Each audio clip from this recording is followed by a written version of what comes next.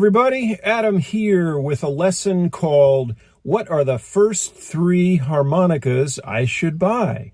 Now I realize many of you might say, why should I buy more than one at all? So like you're not thinking about different keys. What I would say is that for the average beginning player, a C makes sense because blues harmonica teachers on YouTube like Gussow and Liam Ward and Tomlin Leckie and Ronnie Shellis, Jason Ritchie, a whole bunch of people put out a lot of lessons in the key of, on a C harp in the key of G, right? So this is a C harp in the key of G. So I think starting on a C harp is a good idea, but I think it's extremely important as a beginning player to not go too long with just a C harp.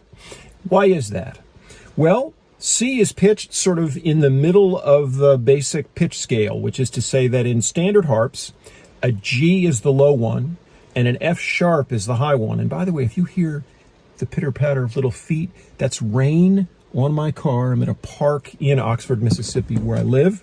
And just side note, I just saw a guy go by who I just saw at the post office, one of the great masters runners in America, a guy named Brian Pope, who I remember when I first moved to town and ran a 5K called the Killer Kudzu in Holly Springs, Mississippi. The Killer Kudzu. When I finished, I asked somebody, who's the winner? They go, the winning time was 14:45 for a hilly 5K. And I said, really?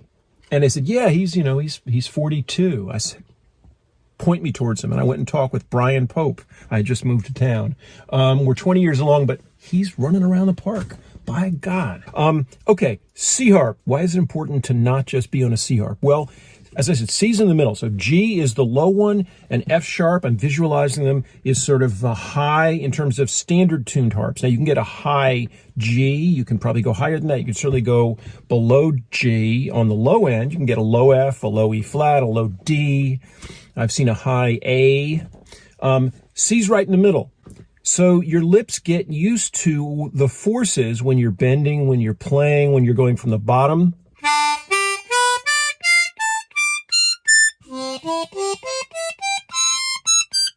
That's the range. But it's really important that your ears and especially your lips, your embouchure gets used to different pitch ranges. And so if you start on a C, what's the second harp you should get? I'll tell you, the second harp I got was an A. I've got an A harp here. Now, let's keep in mind that the licks, when you learn them,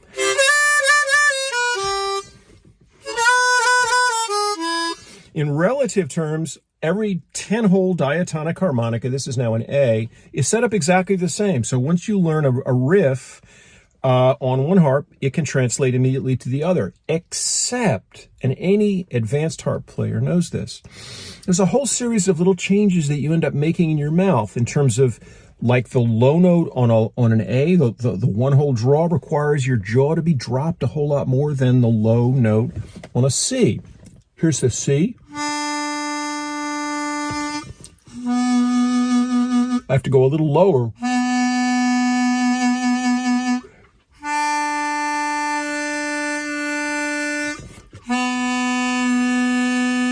Okay, so those are some of the adjustments that you make, but let's be more basic. Once you start bending, so I'm bending the 2 draw on the C down a whole step and then back up. Can you do that with me?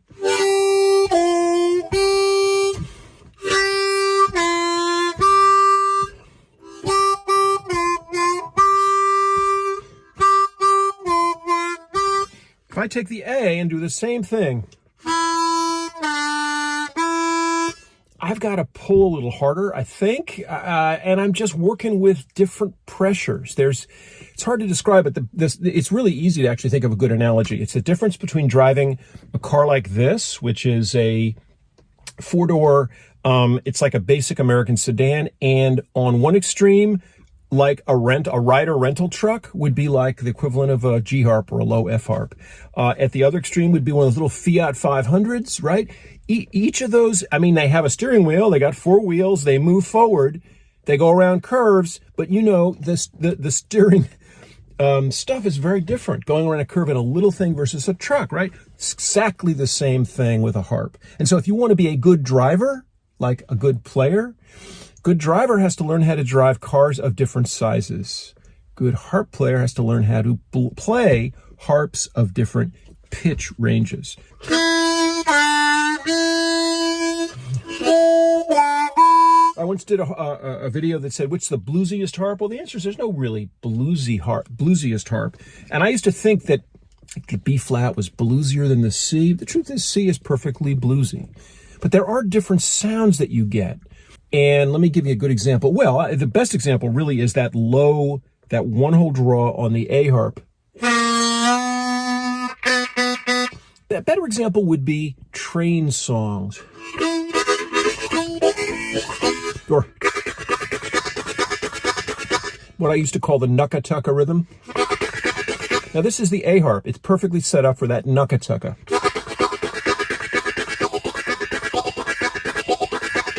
If I try to do the same rhythm on the C, well, I mean, you can play it. It doesn't sound as trainy. It doesn't sound as low, as growly. Now see, now there's the warble, the 4/5 warble on the A harp.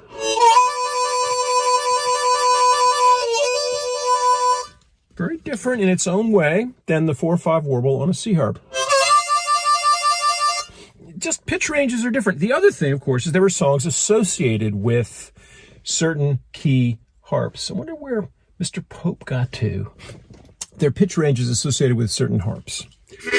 So, and songs associated with certain harps, excuse me. There are songs associated with certain harp keys. And so the key of, you say, we're going to start with the C. We're going to get an A as your second harp. I would encourage any harp player to get an A as a second harp. Why? Because a whole lot of blues are played in E. It's the open chord thing that a lot of players like to play in. A lot of blues in E. Blues guitar players can easily play kind of an open shuffle blues in E. But also the songs got my mojo working. You're not going to do that on a C harp.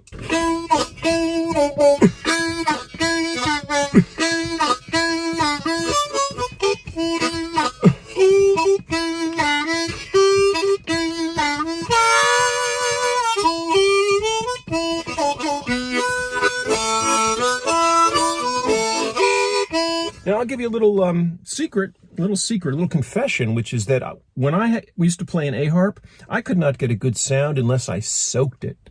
In other words, the A harp was tough. It was harder to play unless I soaked it, in which case then it's really incredibly hard to play once it dries out, but it will play well when it's soaked. Don't soak harps. And it was a triumph for me when I was finally able to play an A harp without soaking it. So there's something a little maybe tougher about an A. Very important, though, that be your second harp. You want to get immediately a contrast so that every lick you play on the C,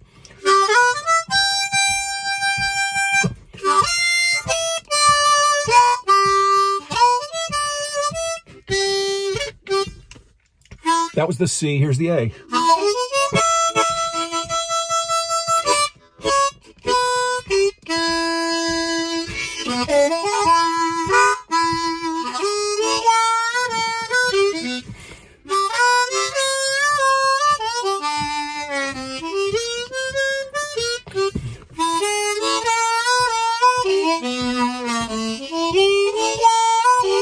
Now, what I just demonstrated, since I'm not warmed up, is the blue notes.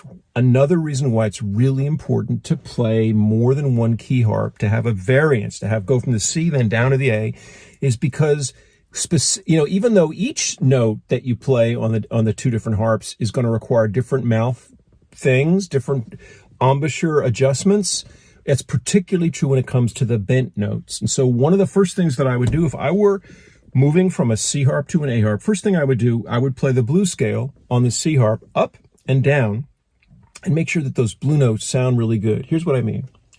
So this is the C.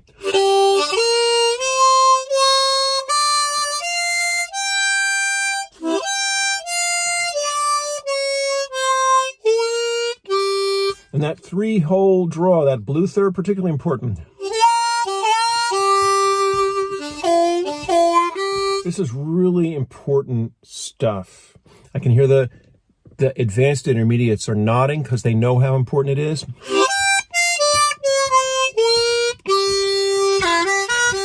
Now, A harp.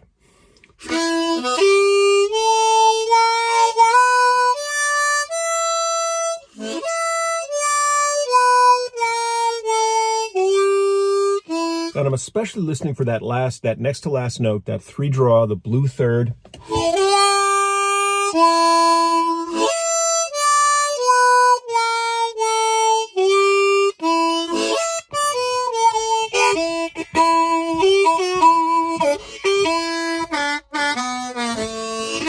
You don't have to go fast, but you gotta notch those notes in. So you got your C, you got your A. The next harp is a D. Now, this happens to be a custom harp, but doesn't really change the fact that a D harp's a really important harp to have.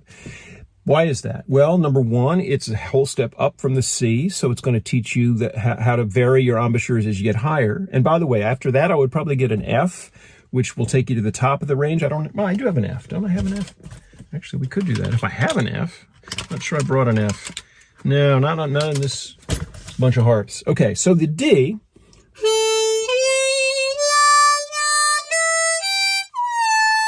Oh, this harp needs to be adjusted. I need to send it back to Joe Spires. How embarrassing. So again, the C is going to sound. The D, it's not as big a difference as the difference between C and A. It's a one whole step rather than 2 whole steps, right? Is that right? Or a step and a half? Anyway, C flat would be B. So C to B flat to A is actually a step and a half. So it's a little bit closer to the C than the A is.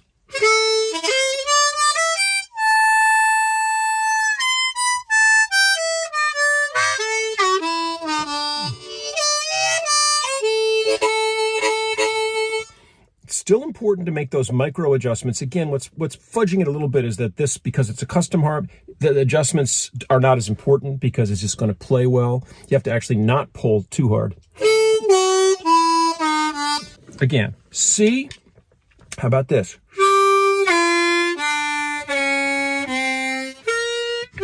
What did I do? I went 2 draw, whole step bend, to 1 draw, to 1 draw bend, to 1 blow, back to blue third,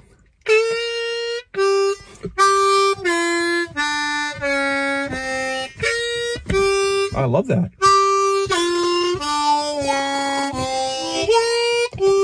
All right, now I'm going to go down to the A.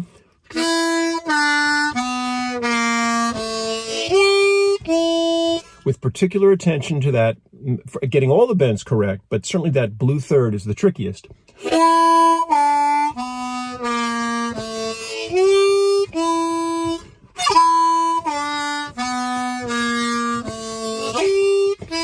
Now I'm going to go all the way up to the D.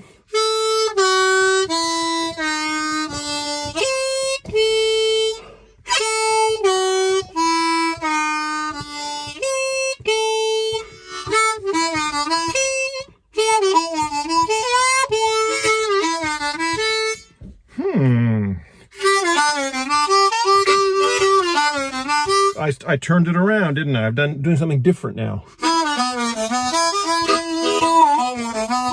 Now, here's one, and I'm about to end these lessons because it's sort of running over time, but one of the most important reasons to do this exercise, apart from quickly broadening your driver's ability to handle more than one size car or truck, is because if you one day want to be a harmonica playing like a professional, you want to go and play a gig, you're going to be playing songs in different keys. So you're going to have to move from one harp to the next. Does that make sense? I hope it does.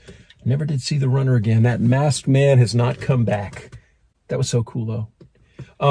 Brian, I wish you well. I don't know if you're still competing, man, but he was a legend at the University of Mississippi at Ole Miss. And once he went out to the cross-country nationals and placed really high in the Masters event. So he's a killer runner, much better than I am. Okay, That's it. I'll be back with you soon with another thing on Sonny Terry. I've got some news about Sonny Terry that I want to share with you. And Sonny Terry, like merch, like actual owned by Sonny Terry. I'll tell you about that next time. Okay? Down the road. I'm gone.